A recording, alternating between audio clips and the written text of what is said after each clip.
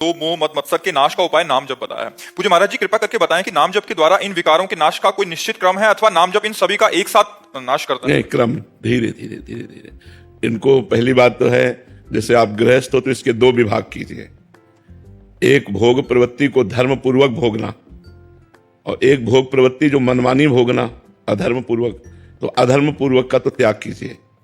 जैसे गृहस्थ है तो अपनी पत्नी से समयानुकूल धर्म के अनुसार सहवास करना वो पाप नहीं है, लेकिन वो अगर दूसरे की पत्नी के प्रति हम दोष दृष्टि भी करते हैं तो वो पाप है। पहले हम धर्मानुकूल आचरण करें।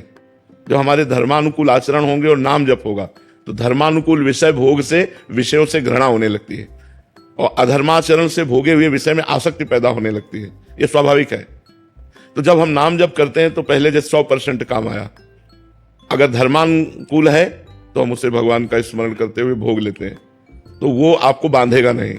अगर भगवत स्मृति चल रही है और भगवान को प्रणाम करके हम किसी भी भोग को, चाहे रसेंद्री का चाहे जनेंद्री का, किसी भी इंद्री का भोग संयोग कराते हैं तो वो हमें बांधेगा नहीं। और जब हम अधर्माचरण का त्याग करने की सोचते हैं तो हमारे अंदर जलन पैदा होती है। उस जलन को जब हम सह जाते हैं, यम ही न व्यथ्यन्ते पुरुषम पुरुषर्षभ सम दुखा सुखाधीरम स्वमृतत्वाय कल्पते। जो अधर्माचरण के लिए प्रेरित किए हुए मन से भोगों को नहीं भोगता, उसका मन उसको जलाता है। उस जलन को जो सह जाता है, सुख दुख को समान भाव समझने वाला परम पद का अधिकारी होता है। तो एक बार सह गए, अब वो आएगा 99%, फिर 98%। वो धीरे धीरे लॉन्ग समय तक जब हम साधना करेंगे तब वो स्फुरित होने लगा और नष्ट हो गया। फिर स्फुरण भी नष्ट हो गया और वो मुक्त हो गया।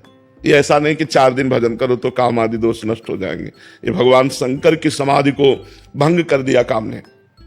हम लोग तो जीव हैं, शिव समाधि को भंग कर दिया तो फिर हमारी तुम्हारी तो कितनी बड़ी समाधि है, क्या भजन है। तो हमें चाहिए भगवान का आश्रय लेकर के, उनकी कृपा का भरोसा करके खूब नाम जप करना चाहिए। उससे हमारे अंदर धीरे धीरे जैसे जैसे पवित्रता आएगी वैसे वैसे भोग शांत होते चले जाएंगे। तो जैसे तूफान, फिर वो हवा, फिर धीरे धीरे मंद गति, फिर धीरे धीरे शांत।